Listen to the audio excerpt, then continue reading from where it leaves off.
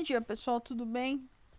Vamos lá para mais uma aula, para a gente finalizar o nosso conteúdo. Hoje a gente vai ver o que é o Estado absolutista e quais as características e o envolvimento do capitalismo comercial nesse padrão de absolutismo. Quando a gente fala no absolutismo, o que foi o absolutismo? Primeira coisa, né? O absolutismo, ele apresenta toda uma organização política, predominantemente no Estado, com a interferência do comércio. Como assim, professora? Da seguinte forma: duas origens remontam toda a questão do processo centralizado monárquico. Desde o fim da Idade Média, foram desenvolvendo uma economia de mercado, gerando toda uma expansão de riqueza através da formação dos estados, né? Hoje chamado, né, de estados nacionais.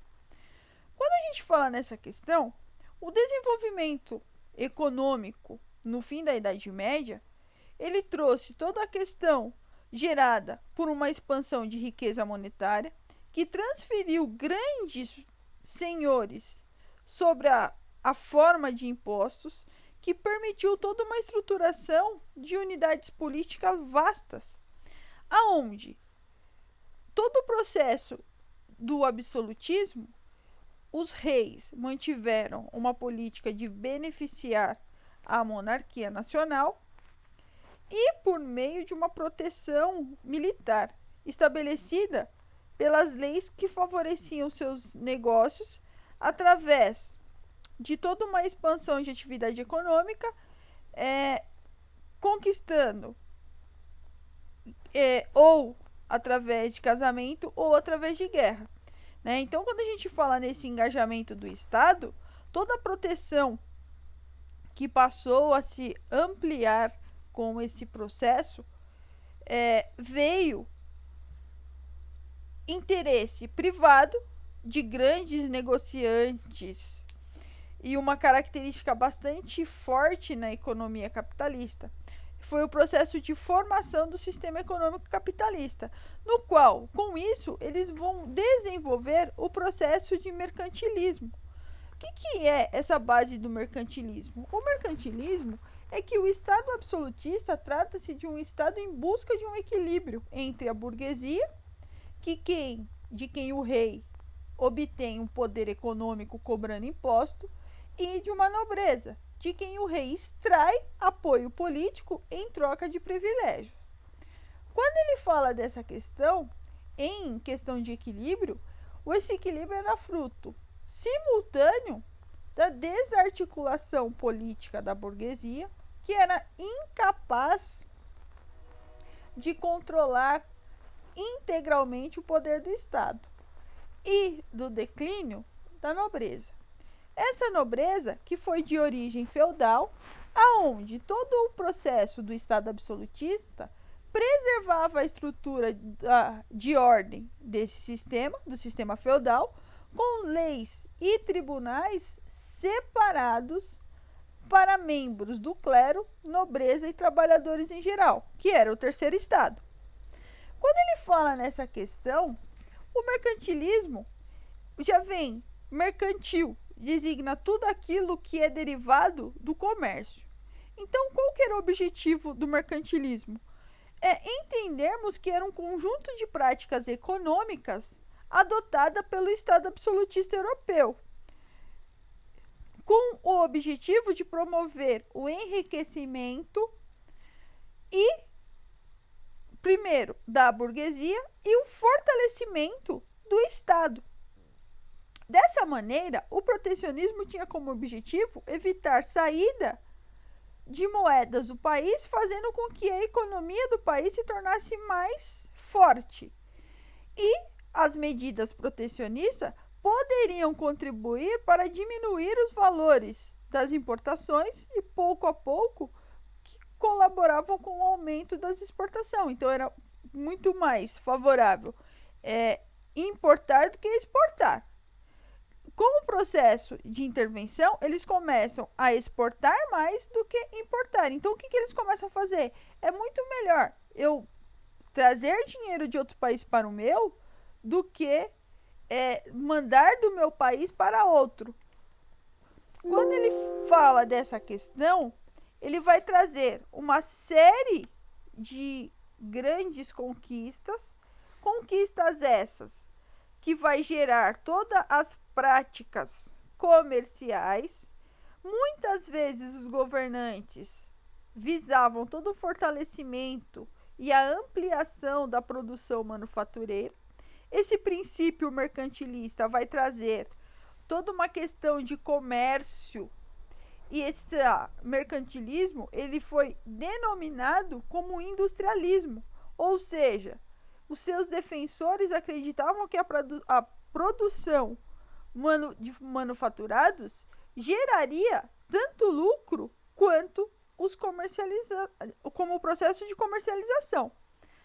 O mercantilismo tinha como objetivo promover todo uma prosperidade geral dos habitantes, mas sim a base do fortalecimento do Estado. Então, eles sempre visavam ter a base de fortalecimento do Estado. Então, quando a gente fala nessas teorias do absolutismo, a gente tem alguns pensadores que vê a forma, né? A gente vê o Nicolau Maquiavel. O Maquiavel, ele vê o príncipe é os nossos governantes. Os nossos governantes, ele vê como forma de concepção aonde a política está associada à religiosidade, porém os princípios é promover sempre o bem. Já para o Thomas Hobbes, ele escreve o Leviatã, que desenvolveu toda a refinada teoria política com a ideia de impulsionar o homem a buscar satisfazer as suas necessidades, ressaltando todo o caos social. E o Boussou, ele fala da questão de Deus, que Deus teria escrito, então Deus, os governantes seriam representantes de Deus na Terra. Então essas bases são as teorias. Quando a gente fala nessas teorias, vai surgir a partir daí duas formas de absolutismo diferentes. Um na França e o outro na Inglaterra. Na França, a gente começa com a dinastia Bourbon. O que é a dinastia Bourbon? Foi uma disputa sucessora que levou a França e a Inglaterra à Guerra dos 100 Anos, que resultou na formação da dinastia Valois. Essa dinastia Valois assume o trono francês lá no final dos conflitos. Foi reestruturado o Estado monárquico francês dessa forma, cujo controle tornava-se cada vez mais centralizado na mão do rei, já que no início do século XVI, intensos conflitos religiosos associaram o país com a participação do monarca. E em 1572, diante do conflito entre a nobreza católica e a burguesia protestante, o rei Carlos X ordenou o massacre dos protestantes, o que ficou conhecido como Noite de São Bartolomeu. A instabilidade da monarquia, na medida em que a violência contra os protestantes resultava na fuga de burgueses, crescia e fragilizava a economia do país. Com a morte de Henrique III, em 1589, o rei Valois levou Henrique IV de Bourbon ao trono francês, o que caracterizou o apogeu do absolutismo francês. Quando a gente fala nessa questão, o Henrique IV ele abandona o protestantismo e converte-se ao catolicismo. podendo finalmente assumir o trono e, dessa forma,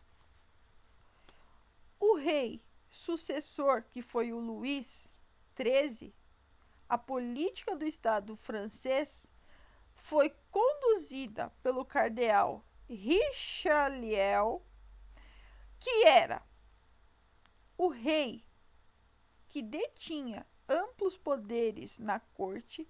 Então o Richelieu, ele prolonga todo um conflito conhecido como Guerra dos 30 Anos, a partir de 1618, aonde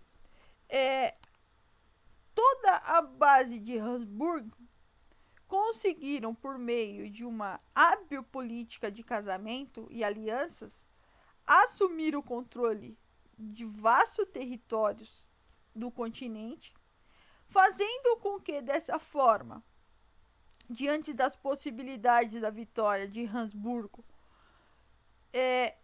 resultaria num cerco à França. No final da guerra, que se deu com a assinatura do Tratado de Westphalia em 1648, dessa forma, a vitória francesa transformou a França na primeira potência terrestre da Europa, abrindo caminho para um próspero e longo reinado. Quem vai assumir? O famoso Luís XIV, conhecido como Rei Sol. O Luís XIV, ele vai trazer todo um processo que representou o apogeu do absolutismo na França e na Europa. O Rei Sol, ele se achava tão poderoso que ele falava: nenhuma folha cai da árvore se não for da minha vontade. Ele batia no peito e falava: o Estado sou eu.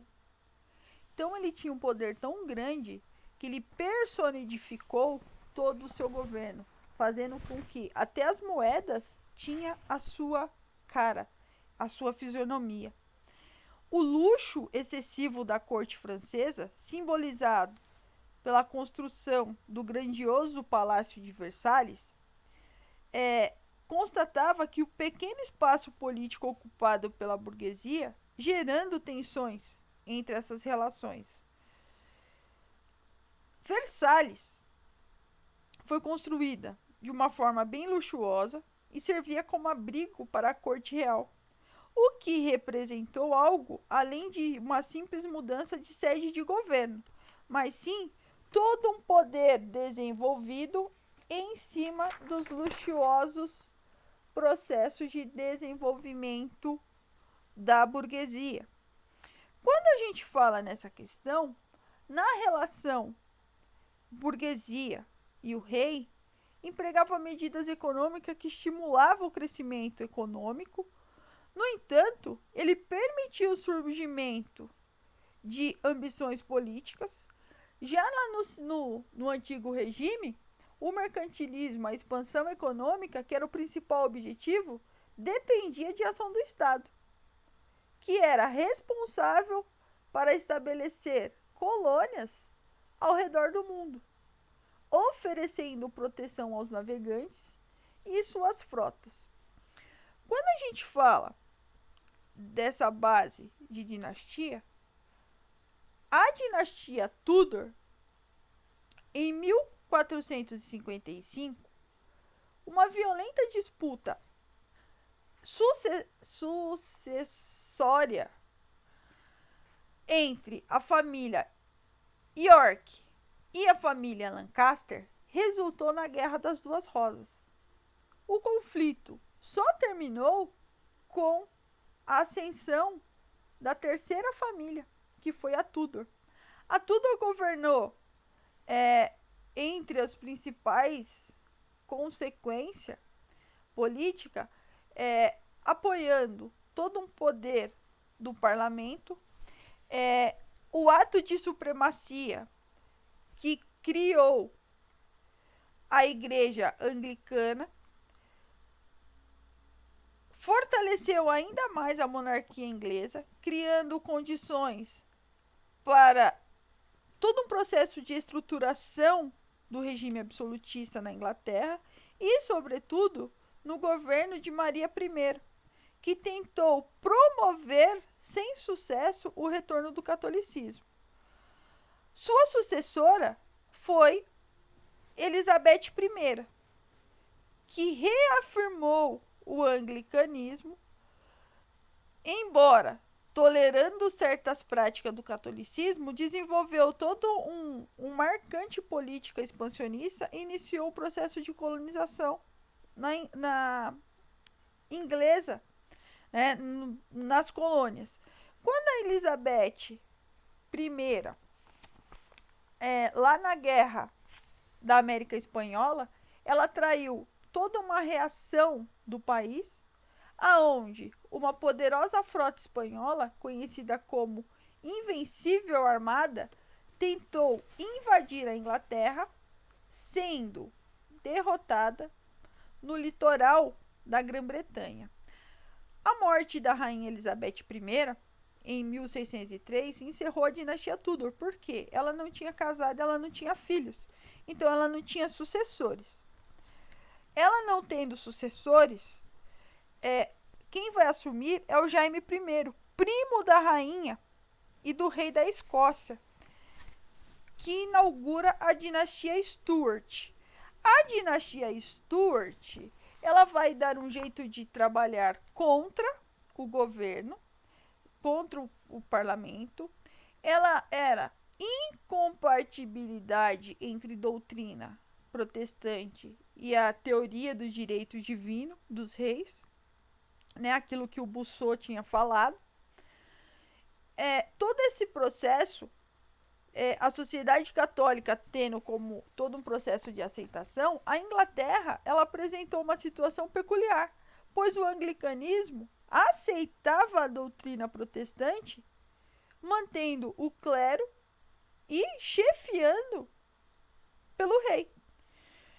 Entre outras palavras, né, como os reis Stuart, Jaime I e seu sucessor Carlos I,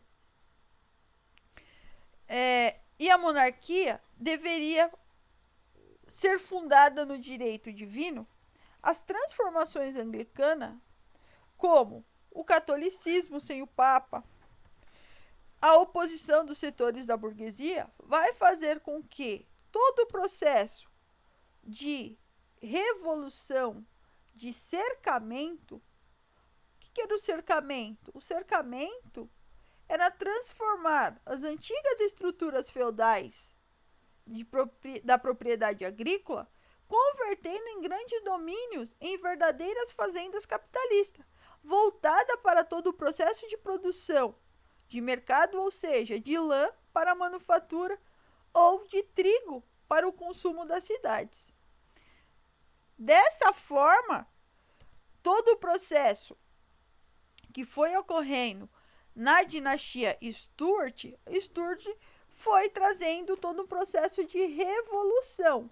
Essa revolução, com a realidade política religiosa de Carlos I, eclodiu na Inglaterra na Guerra Puritana. A Guerra Puritana ela vai trazer toda uma disputa do Oliver Cromwell. O Oliver Cromwell ele viveu e foi bem sucedido na administração dos conflitos populares, restaurando todo um período de relação onde a sociedade da Inglaterra, sua morte, né, foi uma intensa agitação. O Oliver Cromwell ele começa a trazer essa questão de radicais, de liberdade verdadeira desse processo, buscava evitar a mobilização popular do novo movimento com pouco mais de golpes, sem grandes adesão em combates da Revolução Puritana, e a própria monarquia foi preservada, porém com todo um processo de substituição de Jaime II, o Stuart, para um novo rei, que era o Guilherme, conhecido como Guilherme de Orange. A dinastia, a partir daí, muda. Não é mais a dinastia Stuart, e sim a dinastia Orange. Essa dinastia Orange visava manter todo o controle do novo rei. A burguesia inglesa, frente ao movimento, determinou que o rei aceitasse toda uma proposta dos documentos chamava Bill of Rights, que era Declaração dos Direitos, que limitava seus poderes. Então, quando a gente fala nessa questão, todo o processo de subordinação do Estado nos seus interesses traz o absolutismo ibérico. O que é esse absolutismo ibérico? Ele foi marcado por alianças chamadas reis católicos com o Papa, com o compromisso de defender a Igreja. Dessa forma, antes da reforma, os reis ibéricos empunhavam a bandeira de combate aos infiéis e a partir de 1580 a União Ibérica reuniu as coroas portuguesa e espanhola sobre o monarca Habsburgo. O rei Felipe II, no entanto, com inúmeras iniciativas militares, nas quais tinham interesse mercantis e motivações religiosas para desenvolver todo esse processo de busca. E qual foi o resultado? O combate aos protestantes, a França na Guerra dos 30 Anos. Porém, o mais longo combate empreendido por Habsburgo foi o protestante na Guerra da Independência da Holanda. E esse processo da Guerra da Independência da Holanda fez com que as regiões dos Países Baixos, no Sacro Império, teve amplo desenvolvimento do comércio no fim da Idade Média, com destaque para os portos de Amsterdã e Antuérpia, baseando originalmente no controle do comércio pelo Mar Báltico. A tolerância religiosa dos Países Baixos atraiu vários comerciantes e banqueiros, judeus expulsos da Península Ibérica no final do século XV, resultou em idas para cidades italianas.